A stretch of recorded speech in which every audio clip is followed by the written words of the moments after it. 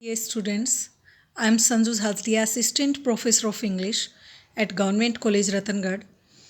Today I am going to explain Christopher Marlowe's poem The Face That Launched a Thousand Ships. This poem is included in BA Part First, Paper First by Maharaja Ganga Singh University, Bikaner. So this is first stanza. Was this the face that launched a thousand ships and burnt the topless towers of Ilium? Sweet Helen, make me immortal with a kiss. Her lips suck forth my soul. See where it flies. Come, Helen, come, give me my soul again. Here will I dwell, for heaven is in these lips, and all is dross that is not Helena. So, these lines have been taken from the play Dr. Faustus, written by the great predecessor of Shakespeare, Christopher Marlowe. At the request of his fellow scholars, Faustus conjures up the spirit of Helen, the peerless dame of Greece, in all her regal splendor and glory. The beauty of Helen enthralls and enchants Dr. Faustus so much that he requests Mephistopheles to get for him Helen as his paramour. In her carnal embrace, he would forget all thoughts of God's mercy and repentance for his misdeeds. Helen is once again brought before Dr. Faustus. So, what Dr. Faustus is saying about Helen? Was this the face that launched a thousand ships? Means reference to the war of Troy, in which Greeks came flocking in thousand ships and besieged Troy for 10 years to recover Helen, and burnt the topless towers of Ilium. And burnt the topless towers means overtapping all others, towers of Ilium, Troy. Sweet Helen, make me immortal with kiss. Sweet Helen, make me immortal. Bless me with eternal joy. With a kiss, her lips suck forth my soul. See where it flies. Her lips suck forth my soul. Her kiss seems to draw out my soul. See where it flies. Come, Helen, come. Give me my soul again. Come and give me my soul again. Here I dwell. Dwell means live. For heaven is in these lips, and all is dross that is not Helena. Dross means worthless. So this is the famous apostrophe of Faustus to Helen. The beauty of the apparition of Helen has mesmerized him. He immediately surrenders himself heart and soul to her and becomes her ardent devotee. Wondering at her beauty, Faustus marvels whether it was indeed this the face. Was this the face that launched a thousand ships? So it was indeed this face that led to the famous war of Troy, involving thousands of ships from each side, and burnt the topless towers of Ilium, and leading to the burning away of the sky touching towers of Ilium. Sweet Helen, make me immortal with a kiss. He clasps her to his bosom and entreats her to let him have the immortal thrill of a kiss on her lips. Her lips suck forth my soul. He gives away his soul to her through his kiss. See where it flies. And she becomes the sole mistress of his life's breath. He lives in her. She has the power to enslave him forever or to set free his soul at her will. Faustus continues to dote on Helen's beauty. She is his deity, his worship. So come, Helen, come. And now he says, come, Helen, come, give me my soul again, and give me my soul again. She is his deity, his worship, his sole object of love and adoration. Here I dwell, here will I dwell, for heaven is in these lips. In her lips he finds the bliss of heaven and aspires to dwell in them forever. And all is dross that is not Helena. Everything that is beautiful or lovable in the world is a part of Helen, and everything beside her is valueless. So I think you understood this stanza. And now, next stanza. I will be Paris, and for love of thee, instead of Troy, shall Wittenberg be sacked, and I will combat with weak Menelaus, and wear thy colours on my plumed crest. Yea, I will vaunt Achilles in the hill and then returned to Helen for a kiss. So what Faustus is saying to Helen, I will be Paris. I will be Paris means I will love her as much as Paris, the prince of Troy, loved her. Instead of Troy, shall Wittenberg be sacked. And at this time, Wittenberg be sacked means destroyed. And I will combat. Combat means fight with weak Menelaus. And this time I will fight with weak Menelaus. Menelaus, the husband of Helen and king of Sparta in Greece. And wear thy colors. Thy means your. Colors means sign, insignia. On my plumed crest. Plumed means decorated with a feather. And crest means helmet. So I will wear your colored and plumed crest. Plumed means decorated with a feather, helmet. Ye means yes, I will wound Achilles in the hill. At this time, I will wound Achilles in his hill. Achilles means he was a great Greek general.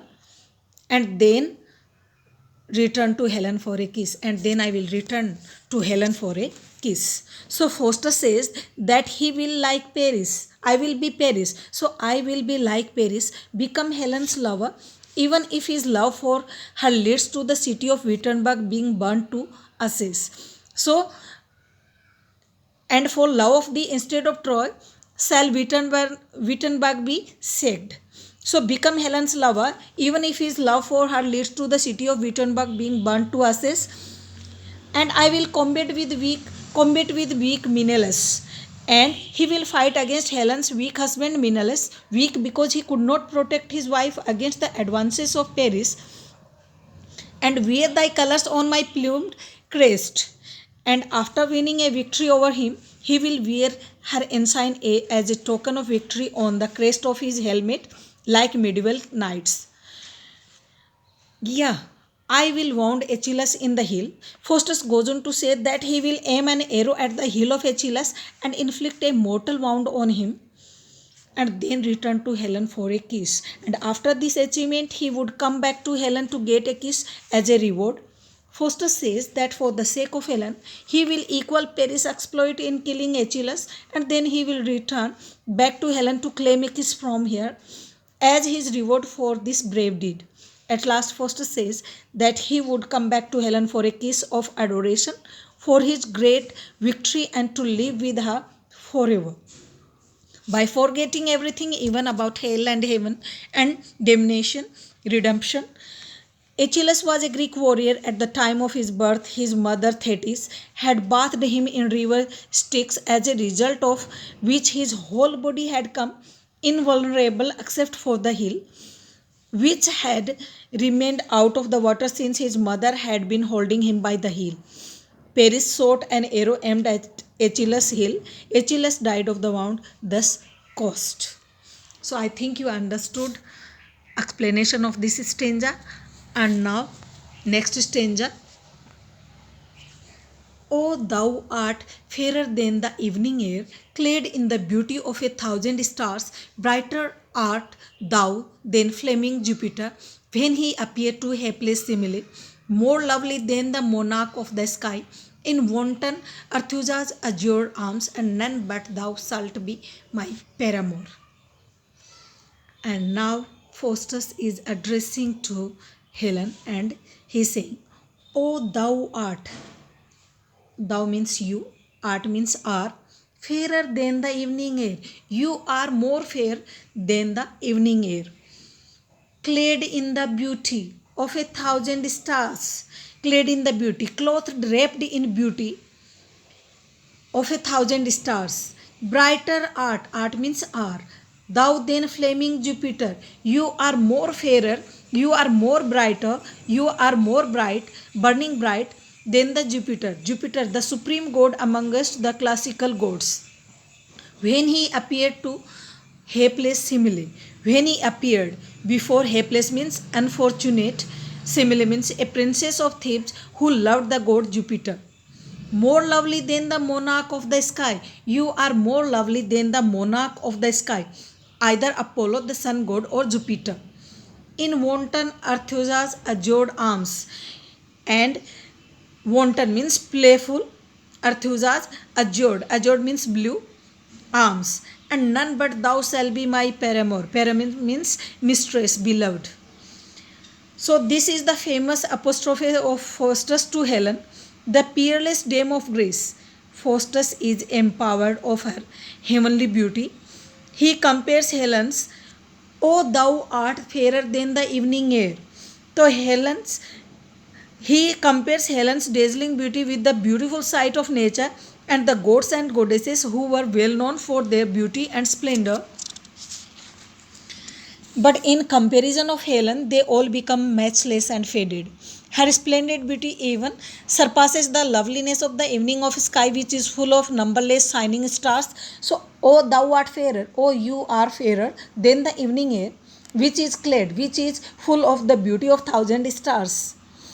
So, Helen's splendid beauty even surpasses the loveliness of the evening of sky, which is full of numberless shining stars. Brighter art thou than flaming Jupiter. You are more brighter. She looks to be brighter in comparison with Jupiter, even in all his glorious brilliance. When he appeared to hapless Semele, when he appeared on her behest before Semele, Semele was the princess of Thebes who loved him. When Jupiter appeared before her in his full brightness and glory, in the result Semele was consumed to ashes instantly. More lovely than the monarch of the sky. Nay, the matchless Helen is more graceful than Apollo, the sun god, himself. In wanton Arthusa's adored arms, when he was enjoying the pleasure of love in the arms of the water nymph Arthusa, Marlowe seems to have invented a myth here. He imagines that Arthusa, a water nymph, was in love with Apollo, the god of the sun. According to the original myth, Arthusa was the beloved of the river god Alpheus. Besides, monarch in the sky may mean the sky itself, which is mirrored in the spring Arthusa and thus leads it an azure hue. All these lines compare the beauty of Helen with other beautiful objects of nature, but Helen surpasses all. So Faustus says that the beautiful Helen will be his paramour. Paramour means mistress. These famous lines shows how Faustus reached his final diminution. By embracing the spirit of Helen, he forgets the thoughts of heaven. So this is the perhaps the most famous passage in this play. These are highly romantic lines which bring to our mind several mythological stories. The lines are highly suggestive and highly poetic.